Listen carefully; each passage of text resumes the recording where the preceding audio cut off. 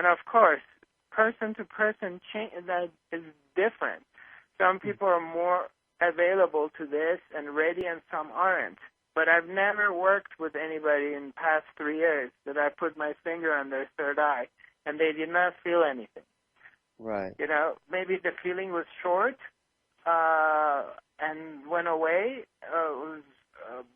But every single person I've worked with, they felt something happened, whether it was profound or not, but something changed. Mm. And the reason for that is because pineal gland, as I mentioned, it's bioluminescent. It gets activated through light. Right. And, now, yeah, can you teach people to do that as well, or because you've got a sort of transmission going, it's pretty much coming from you? But yeah, I think my friend Liz said you were teaching some of that, weren't you? No, I have not teach fifth-dimensional quantum healing to anybody yet. A part of it is I feel I'm not ready for it, and also somehow it doesn't feel right 100%. But I certainly can show people and teach people, if those who are interested and they're dedicated, when the key to it is you have to tap into your inner silence through inner stillness, through inner silence. That's the key to this. That's the component. Unless the person can go beyond their mind and come into this still and silent place within themselves, they're not able to raise their vibrations to higher frequencies. And this is basically what I do. I'm able to raise my own vibrations or vibrating from a much higher frequency, and therefore I can transmit that information. Other people can't, but they have to go through this period of training with me or wherever on their own, or Vipassana meditation or other masters or teachers. But they have to find their inner silence first, an inner still point. That's the key to it. So, I see. Yeah, once they do that, their energy automatically raises, and they become a much more powerful transmitter to transmit information. So you say that to anyone listening, anyone, anywhere, find your own inner silence first, in general, right? Yes, absolutely. Through silence, finding this still point, the inner stillness, this place within themselves, which can observe change. You know, when, for example, I make it simple. You know, often, we go to our friends and we say, how are you doing, Alan? Well, I've been kind of depressed or down for the past 3-4 weeks, Or we say, I'm doing really well. I feel so good. Everything's going so well. I'm just so happy and energetic. So how are you able to know this about yourself? How can you see that within yourself? So there has to be something inside us. There has to be a point, a focal point within me, which is not changing and can see change. The observer, you're saying. This is what they call the observer, or whatever you want to call it. Yes, the observer, right. Once I recognize this place and I realize I'm the observer, my real identity is the observer, not the character that I think I am, the character of a person, the character in this movie called life. Then, because the character is going to go up and down, it's subject to emotional ups and downs. Right. It's when things go your way, you're happy. When things start not going your way, you're miserable. And that is with everybody. But once what happens differs, the difference between the guru, enlightened one, or the master is that the master mastered stillness, found that place within itself that doesn't change, and began to identify to that place. Therefore, can observe change but not be affected by it. And that's who we really are. That observer is is us, not the name or the personality or the thing that goes up and down. Absolutely. Absolutely. Right. The more we identify with the true part of ourselves, the less we're affected by the ups and downs of life. Right. We have a less of an identification because this is a pendulum. It's swinging from one end to another continuously. So it's going from good to bad, from bad to good. It's continuously going sideways, swinging. Mm-hmm. So but so the somehow focal point, mm-hmm. the focal point of the pendulum is a non-moving place. Find that place and identify to that place, and then you're free. And so the activation of the pineal gland from that still point helps expand our reality in a sense and show us our multidimensional connection to all time and space, would you, or something? Yes. All of them are connected and hand in hand. Exactly.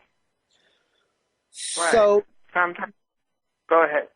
No, I just wanted you to continue with the other things you do, but no, finish what you were going to say there, because Yeah, in just accordance to what you said, sometimes, we come across, for some reason, something happens, and either we're doing yoga, or it's a tantric sex, or we're under effect of some psychedelic substance, or we fall down, we hit our head against something, or we come across a powerful transmitter, a guru, a teacher, a healer. Something happens, and this mechanism is turned on. And when that happens, it helps recognizing this oneness. So, basically. So that's one of the things you do is the activation of the pineal gland. That you said you do 3 things, basically, or more. Yes. What else? I developed a workshop. It's called Heart Awakening or Heart Chakra Opening, Self-Love, Self-Acceptance. And what happened was I realized when I was doing the third eye activation workshops, I realized that what I'm doing in those workshops is way too advanced for a lot of people, because a lot of people were hurt or abandoned or beaten up or shipped from one home to another home with their parents, or raped or sexually abused, and they're heartbroken. So I realized that there's no point for me to take him to these, teaching them these psychic powers, enhancing their psychic powers when they're heartbroken. And I needed to do that first to help them realize that they're whole and complete, and then teach them and show them how to activate their psychic powers. So I developed this workshop for that. And after that, then I realized that it would be great to have a why not go one step deeper? So I developed this other workshop called Who Am I? Is My Life Story Real? And I was able, and it's very interesting because I love seeing people's faces at the end of the workshop. And it's interesting because towards the end, nobody wants to tell their life story anymore because they don't believe it anymore. They're tired of it. They realize that their life story has nothing to do with who they really are. So that's good. And then so I've developed these workshops, and of course I'm always thinking and looking and to see what resonates with me and how other ways. What are the other ways that I can help people recognizing themselves? But in these other workshops, do you still get the energy and the power coming through you? Are they more psychologically based, or is it still an activation? No, it does, because I'm using active meditations like dancing, jumping, shouting, doing blah, blah, blah, gibberish, laughing meditation. We have a crying meditation. we have different kind of meditations for different workshops. So it does activate everybody by shaking and laughing or crying. It's very powerful. So I get really activated through myself. So you're saying that your energy gets turned up in your body in that way? Yes, it gets very strong. It becomes very powerful. And also I use sound vibrational therapy as well as, for example, didgeridoo. If I do have a didge player partner, when I do, we use didgeridoo because that raises the vibrations very quickly through didgeridoo, which is this indigenous instrument from Australia, Aboriginal Australian. That nowadays we have them in the U.S. I was just explaining it for our listeners. I think most people have probably heard the didgeridoo if they've been listening to this program. I mean, it's kind of out there. So right. I'm just curious about that vibration. Activates people as well. There's something in the didgeridoo. Yes, absolutely. Yeah, these are like I use Native American drums. And I feel very connected to the Native American spirit. I don't practice any Native American religion or teachings because I don't know them, but I feel very connected to the spirit. And so I do speak in a Native American tongue language that just comes out of me. And I play the drum and the shaker. And these are ancient sounds. And we originally we know we're God. Down deep in our core of being, we all know who we are. So these different indigenous instruments, they're reminding us of who we are. So I use them. Yeah, and you're in your work reminding people or connecting them to who they've always been.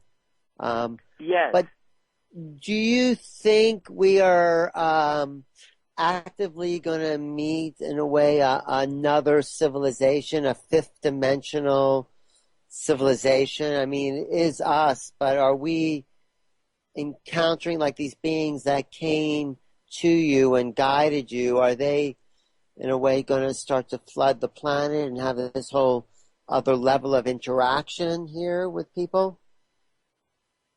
Yeah, well, I think that happens all the time, and it's been happening throughout the history of mankind, in my opinion. And yes, I feel like the more you raise your vibrations, the more your channels are open to have an encounter with other beings. So, absolutely. But maybe when we reach a critical mass of sorts of people who have reached the silence and have opened their channels, something can shift through the whole of the population. That's sort of the information I've been getting. Does that make sense? Yes, it does make sense. Yeah, I believe it's very much possible.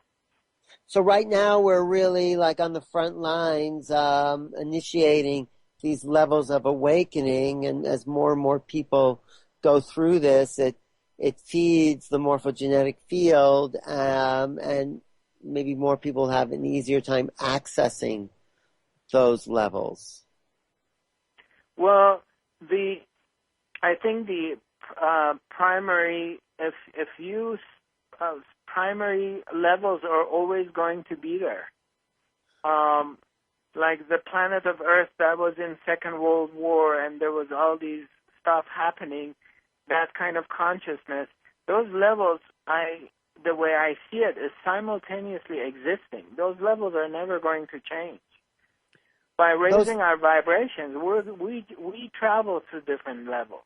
And as we do, the world that we find ourselves in it is different. Mm-hmm. It's not that we need to go change that world. It's just we change ourselves, and that world is not affecting you anymore. It's not your reality. Your reality changes. Mm-hmm. So collectively, we're moving to a new world in that sense. By changing from within, not the world outside you changing, you are changing, so you find yourself in a new world. Yeah. Yeah. And yeah, I get that. And I think it's happening. And, I think it's great the work you're doing because why not? It's also fun, isn't it? Well, yes. I mean, I love what I'm doing, especially when I'm on a group setting. When I'm doing the work, I love it. There's aspects of my work that I don't enjoy, dealing with website or things like that. The parts of it I don't like, but 95% of it I love, especially when I'm doing the actual work. And hopefully, maybe in the close future, through grace of God, I will have enough help that I don't have to do the parts I don't like. Right. But I'm sure you will. Yeah, it's just, I wouldn't change my life with anything at this point. Well, hopefully you can come to New York and do some activations here, because I think we're ready for it. We talked about possibly in March, you said, coming here? Yeah, well, yes, I'm very honored. I really appreciate your invitation, and I will accept. Yes, I would love to come to New York.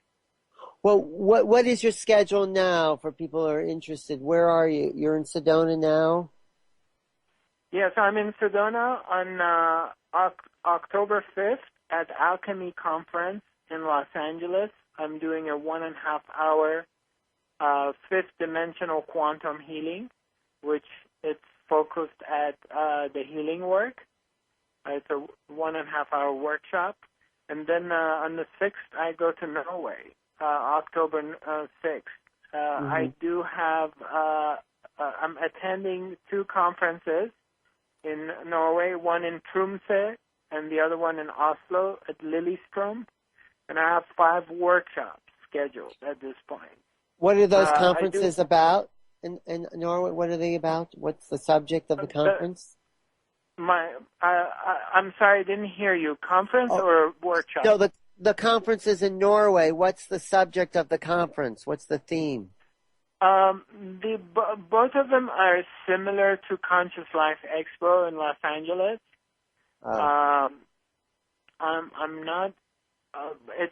I'm not aware of any specific theme. It's just similar to what we have here in the U.S.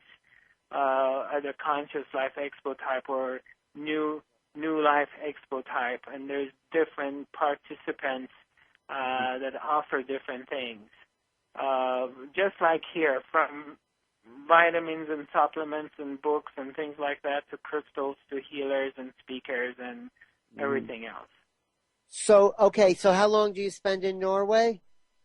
I'll be in Norway till December 9th. Then I return back to U.S., Los Angeles, and then I have to prepare for the Conscious Life Expo in Los Angeles, which is in February.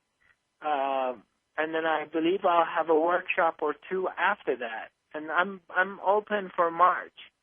So March, there's a New Life Expo in New York, and you could do the expo, and then we can also do a bunch of workshops around that, like afterwards, for people. I'm very open to it. I would love that. I feel very honored for this invitation, Alan. Thank you. Yeah, because you haven't been to the East Coast yet with your work. I mean, no, I haven't. All right, great. Well, and you say it keeps evolving as well. What do you see coming for you in your work? Maybe you don't know. Well, the vision I always had that this message and this teaching should be shared worldwide. So that's what I see, basically. That it will be on a bigger stage, and because that's how I found my own inner freedom, by recognizing this space within myself, and this is what my teachers have gifted me, and I feel obligated to share this with whomever's open to it. So I would love to take it to the next level. But or the it message, takes itself to the next level. but what is the message? Is the silence inside us, or what is the message? Well, the message is that we are who we're looking for. In reality, we're complete and we're whole. This Cinderella story that was sold to us in childhood is not true. That happiness, inner peace is coming from the outside. We have to gain something, whether we should get a college degree or get married or become wealthy or become educated, thinking that it's coming from outside of us, or get love from outside of us. We are God itself. We are complete. There's nothing wrong with every single individual being on this planet. They're perfectly the way they need to be. But once we go beyond our mind, it's in our minds that we're dissatisfied or unhappy. And once we go beyond the mind and we realize we are the divine self itself, and it's always present, and it's non-moving, it's very still. It's an inner silence we discover, then there's no problem. Right. So we've been totally brainwashed to forget ourselves, thinking if we make enough money or find the right partner or have a bigger house or more things, that's going to make us happy. Of course, we know a lot of people have had all those things and they're not any happier than someone who doesn't have those things, you know. And yes, absolutely. It's a short time, a temporary happiness, and then it turns to dissatisfaction because it's not there. It cannot complete you. Something from the outside, it cannot. $10 million can bring me a lot of comfort and ease in the physical world, but it cannot complete me because I'm already complete. I'm already that. So, right. So it's never going to work. But that's also perfectly divine because it's meant to be this way, obviously.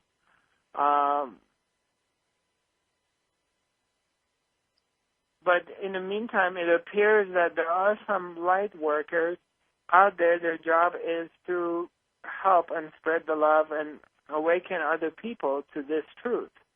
So it's kind of a dance that it plays with itself. On one hand, it pretends like it's asleep, and then on the other hand, it brings something to awaken itself.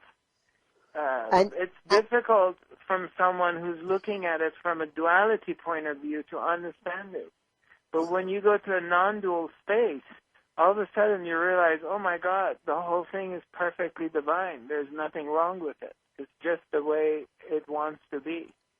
Well, and the way to find the way through the illusion of this story we bought is to find the silence and the peace within ourselves. That's like the first. Absolutely. Yes.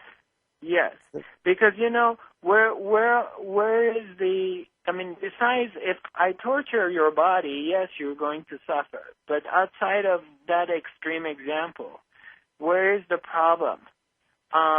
Normally, in this very moment, in the very this moment, which the only thing that exists, which is right now. If you just look, there's no problem right now. I mean, if there is, it's only in my mind, the problem. Yes, exactly. And the mind is memory. It's a bundle of thoughts.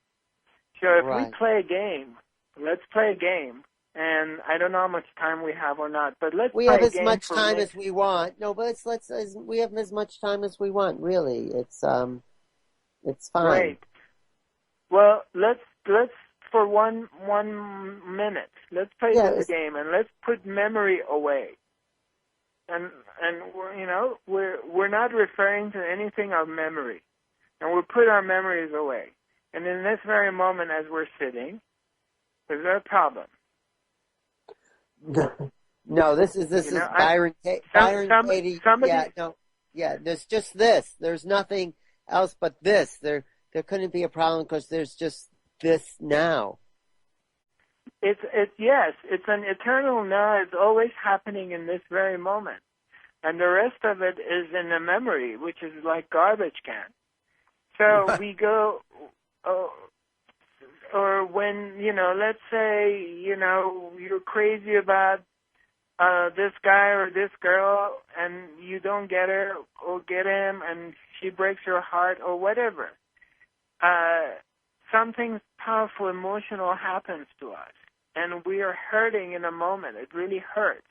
Okay, right. I'm not saying every moment in life nothing is happening. Yes, you go through that pain in that moment, whatever it is, for a day, 2 or 3 days. But then, when the emotion is gone, the rest it remains in the memory. And the next emotion comes. The next emotions may just like somebody says something funny and you start laughing. And you're really laughing. Mm-hmm. And then after that laughter is over, and then we start thinking about the loss of the person who broke our heart. And then we go into the memory and pain comes. But in a very present moment, if you're here 100%, you realize that it's an instant of something that happens, and you feel it or you don't. But then it's gone, and it's non-existing. Mm-hmm. It's but, like okay. if you look at when the kids are playing by the swimming pool and they're having this little boat running in the pool, and the water is still, and the pool is going through it, and it creates these ripples behind the boat is going and creates these ripples behind it. But if you wait for 5 minutes, the ripples are gone, and then the water is still again. And it's like, where is 5 minutes ago? What happened? Well, let's bring it back. What happened to 5 minutes ago? It's non-existing. I mean, I get it, and I think it's true, and it's a great thing to remind anyone who thinks they're, caught up in some drama or whatever. But I'm also interested, okay, that place of presence, how does that connect to this activation, to the pineal activation, to the fifth dimensional? Because when we're present, we're really pretty much here in this dimension. Where's the connection, in a sense, to these other levels? Do you know what I mean? Yes.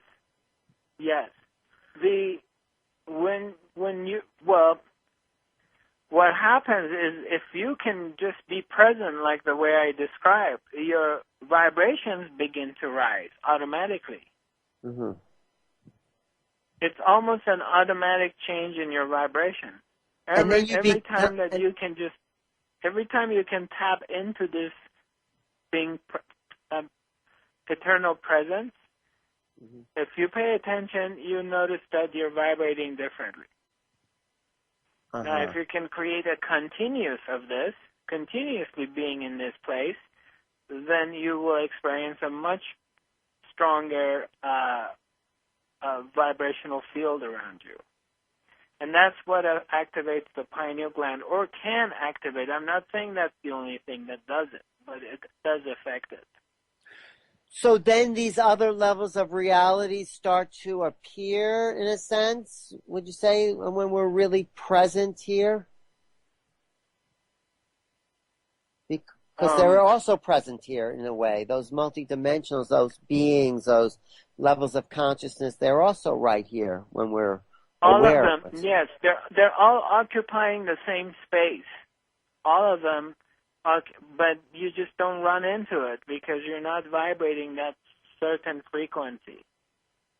Mm-hmm. So the more we're vibrating in the present and the more we're expanding our pineal gland, the more DMT that's flooding into our brains through those activations, the awareness expands and we start to realize like it's as if a doorway is opening to a presence beyond this presence, in a sense, right? Yes, absolutely.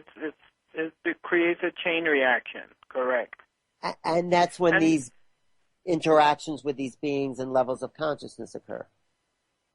Yeah, I mean that's a yes, of course, because that's a part of it. Yeah.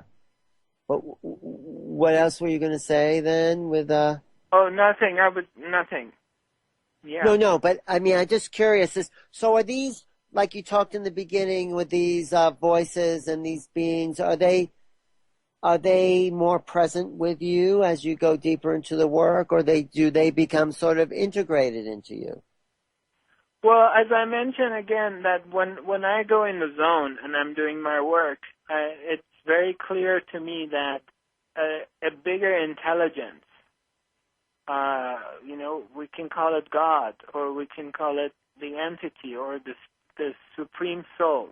I feel like something much bigger than my human limited senses and intelligence that I possess takes over, that knows what it's doing. Mm-hmm. But can you can call live it, there? Can we all live I beg your there? pardon? No, I understand, and I think it's great, but can we actually live in that place beyond the personality, in that presence of the big Right. self? Well, yes, we can, of course. Mm-hmm. Of course. And, I mean, in a way, we are already in all of it. So it's not like we're disconnected from it. Whether that is the reality of the moment, in that moment it's the experience, that's a different story. That if that experience, we're seeking that experience, that we're in this state all the time. But the fact is that when you tap out of states, all of them appear as a state to you. When you connect to this place of stillness within, that also becomes a state. If you're vibrating in this place that feels really high and really or spiritual or connected, that becomes another state. What I'm indicating to is what is beyond all of these things. That which doesn't move. Hello? What did you say? What's in all of these? Wait, say that part again. I missed that last part. What I said is what I'm referring to, and I'm trying to help and point other people to, is to look for what is beyond all of that. Oh, I see. That place, okay. Yeah, exactly. Because I realized when I was sitting with different gurus, and I was a guru junkie, I loved sitting with them because I got really high. And I loved it. And, I just wanted, but then eventually I realized that I was like, can I vibrate in this frequency all the time? But then I realized, what is it that can see that I'm vibrating in this frequency versus another frequency? When I realized the focal point, then that was like the jackpot. That was the total freedom. Right. Because I was free from any states. Mm-hmm. You were the pure observer at that point. Yes, exactly. Mm-hmm. Mm-hmm. So we're sort of pretending not to be the observer as we interact in the world, because if we were just the observer, in a sense, would we do anything? I guess we might, or we could just sit back and observe it all. I don't know, but right. Is there anything to do? That's a very good place to be too. Because I don't know either, to be honest with you. The deeper I go in, the less I realize I know. And I can't figure this out. This is way beyond my human understanding. I can never I realize that I can never understand the mystery, but I can dissolve it and become one with the mystery. Yeah, and that's good. That's a great place to be. I don't know. There's a lot of it that I don't really know, and I don't know what to say. No, of course. If those who know, I don't think you can know. I think that's really honest and clear and sincere to say you don't know, because once you're the mystery doesn't even know what it is, in a sense, I suppose. I mean, it's what is unfolding the next moment as creation, as new realities, Yes. a new. Yes, and it always reproduces itself. Mm-hmm. Sometimes people come to me and say, "Oh, Zarathustra, what are you seeing about 10 years from now, or the world is going to end, or the planet Earth is going to end?" But to me, it's like it's the whole thing. It's one organic unity, which is present, and it's always here, and it's just changing from one form to another form, and it keeps recreating itself. Yeah. It's a multidimensional, infinite being that is continuously recreating itself. Well, And I in think that understanding, in that understanding comes a lot of peace. Right. But I think it's very amazing that more and more people are having this realization. And it's like it's a revolution in consciousness that seems to be just happening everywhere on the planet. I couldn't agree anymore. Right. So it's exciting Absolutely. and amazing and truly a new time. What were you going to say? I beg your pardon? Oh, no. I thought you were going to say something too about that. No, I was just listening to you. It is a very exciting time. I'm so happy that I have the front seat row. We all do. We're all existing. We got to see the shift of the calendar, the time of the Mayan calendar, December 21st, 2012. It went to 2013. We got to see that. We've been seeing a lot of different changes. What was that? We're getting caught up, Alan. Right. So, was that significant for the planet, you think, the Mayan calendar? no, what I'm saying is I'm not an expert in it, and I've never was into it so much as a lot of people have. But what I'm saying is that we witnessed this shift. Yeah. And so to something speak. happened. Something has happened globally to consciousness. Okay. Right. Yes, I get that. Something has happened. Something is happening at every moment. And I just feel very lucky that I'm alive at this time. And I can experience it. And who knows which direction it's going to go. But I'm here, and I'm getting to experience it. And but you're getting wherever it goes, go ahead. No, you're getting to activate people. You're experiencing it, but you're also participating in it in that way. Yes, exactly. I'm playing my role at this point, and the force, the Supreme Soul, Her Majesty, Lord God, she is definitely doing it through this guy called Zarathustra. And there are so many other beautiful light workers, and I'm honored to be a part of it. Well, thank you. What's your website again? My website is number 5, TH, T as Thomas, H as Henry, 5th Dimensional Healing.com. TH. www. 5th as number 5, TH. 5th. Dimensional. Dimensional. Healing.com. Healing. And, okay. FifthDimensionalHealing.com. And there's a schedule of my coming events in Los Angeles, the one I have in Los Angeles, and then I go to Norway. Also, I do have a third eye activation DVD, as well as a heart chakra opening DVD, which there's active meditations, and I'm leading in the DVD the meditation. So there's the real time in it. And also something I didn't tell you, I finished my first book. It's called Lightning Notes of Zarathustra, which has 99 quotations, prose and poetry. It's all spiritual quotes, and they're independent. So you can open up the book at any place and get the message of your day. Uh-huh. And that's also available for sale on my website. Yeah, I see a lot of products there.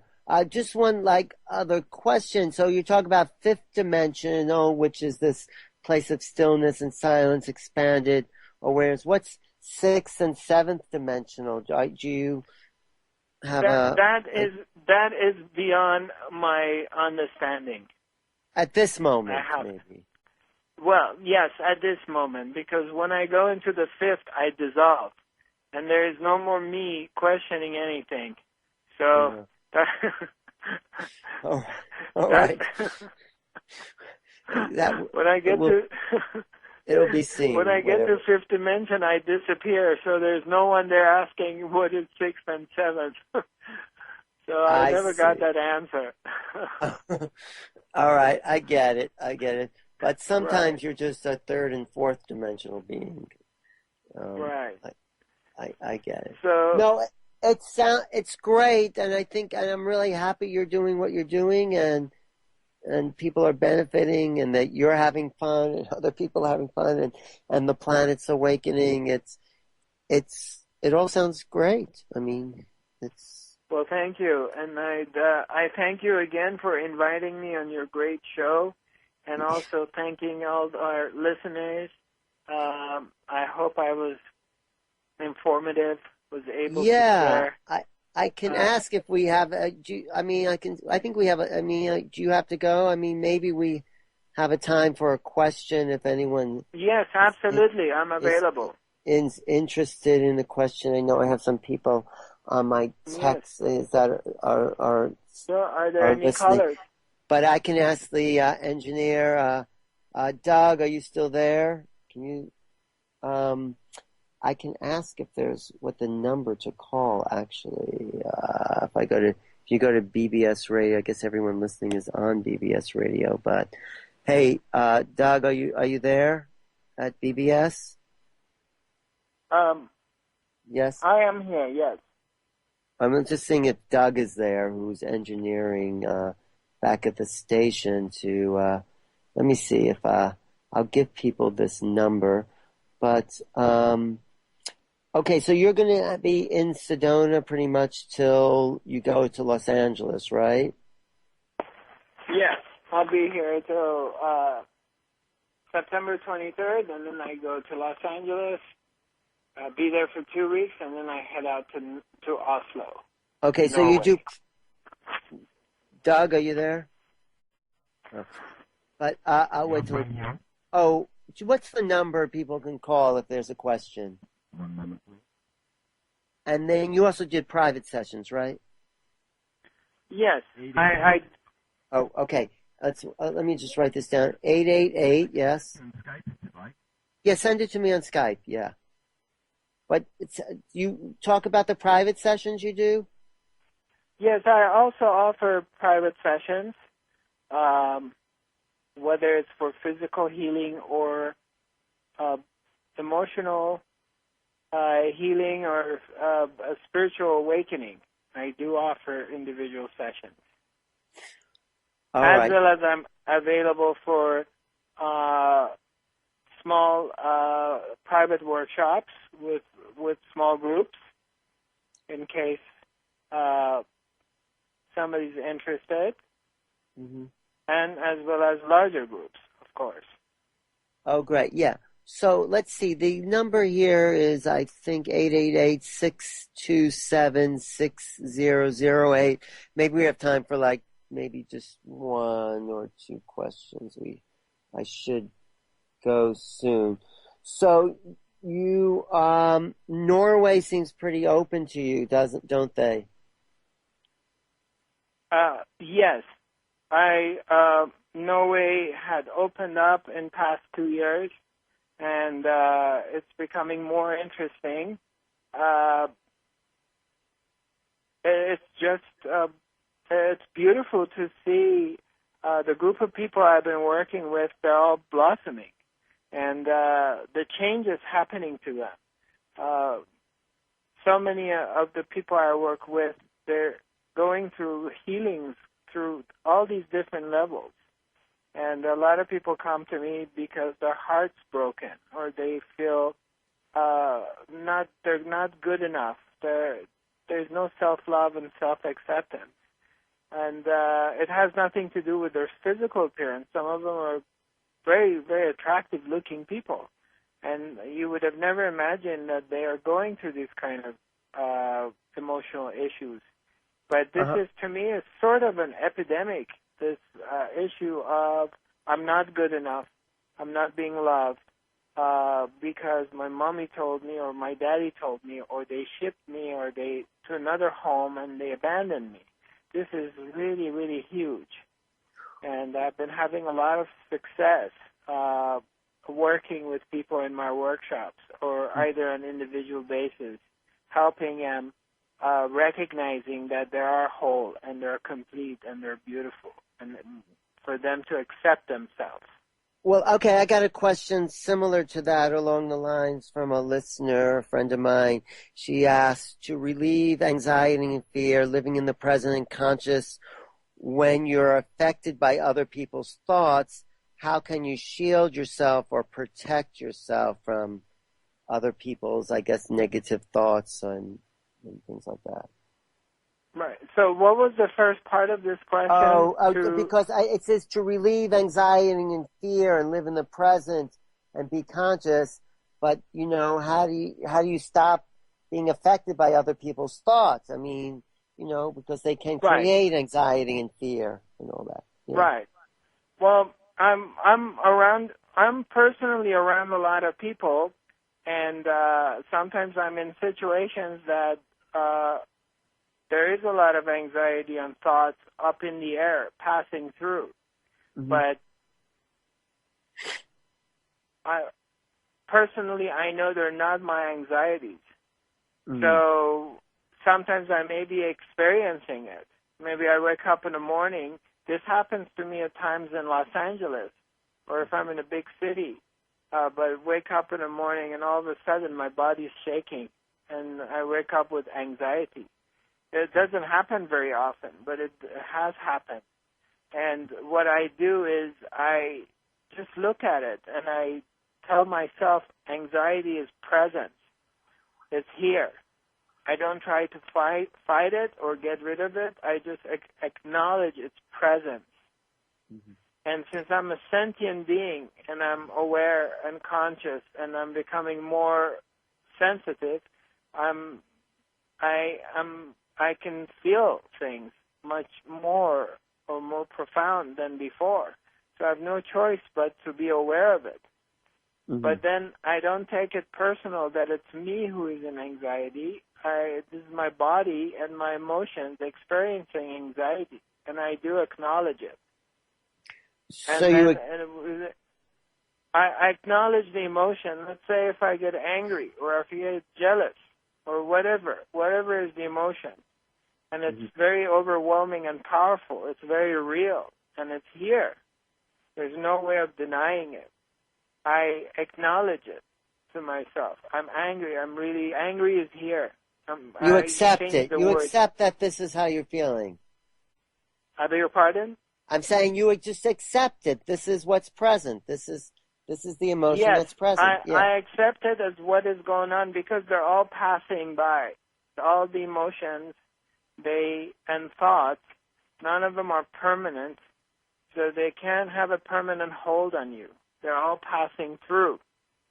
Mm-hmm. So again, by remembering who I am, that I'm observing this, I'm not I'm not immune to emotion, but my immunity is the fact that I'm watching them.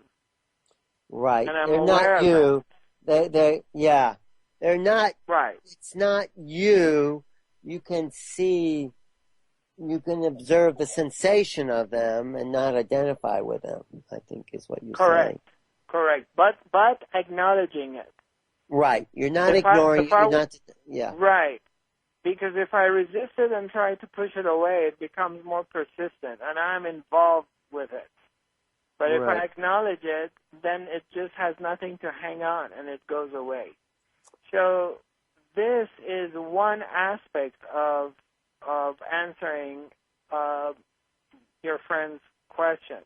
But there's also another aspect, which is that being in anxiety or being nervous or worried is normally associated with someone who's not trusting life. Right. They're not 100%. They're not trusting that God or the Supreme Soul, Her Majesty, she's the force, is taking care of everything. That which gives life and takes life, that force that runs the show, is taking care of everything. The more you become aware of this presence, the more you trust life that everything's going to be okay. The more you have that attitude, the less you're going to have anxiety and worry. Mm-hmm. So that's another part of it that I needed to mention. Yeah, no, that's good. And you absolutely know that for sure when you're in that place of peace and silence, that the world is perfect in its beingness, right? Yes, absolutely. It's not of course I don't feel that way when things don't go my way. Right. And well, you're human still, of course. Right. Yeah. But the very deep knowing is not affected. When something goes wrong and yes, it may upset me, but when I go one step deeper, or in that very moment, I may react to it. But if I wait for a few minutes and then I remember who I am, I remember everything's perfectly where it needs to be. That doesn't mean I got to be really happy about it, but that knowing is there, so it doesn't go into worries and anxiety anymore. Right, and you're living more and more, and maybe more of us are living from that place of the observer, the place of peace, anyway. Yes. Yeah. Well, we'll do more of this, and when you come to New York, we'll have workshops, and we'll just hang out with people who are ready for that place of being. Absolutely. So, I look forward to it. I'm very open to it. Again, as I said, I really appreciate the opportunity to be on your show. It's an honor, and I appreciate all listeners listening to this program. Thanks, and this will also be archived on newrealities.com, also on BBS Radio. Maybe we could post this on your website as well. Oh, that would be very nice. I will contact you in the next day or two, and we'll talk about it. All right. Thanks, Zarathustra. And it's Fifth Dimensional. What is the website? I just had it here. FifthDimensionalHealing.com. All right. Thank you. Bye-bye. Thanks so much for being a guest. I appreciate all of what you were saying and transmitting. This is Alan Steinfeld for New Realities. I've been talking to Zarathustra, who's based pretty much out of Sedona, sometimes LA. He'll be coming to New York, hopefully in March, and doing those activations. If you have any questions, you can email me at newrealities@earthlink.net or check my website, newrealities.com. Thank you, everyone who's listening, all the texts, all the information, all the input. Thanks so much. Good night.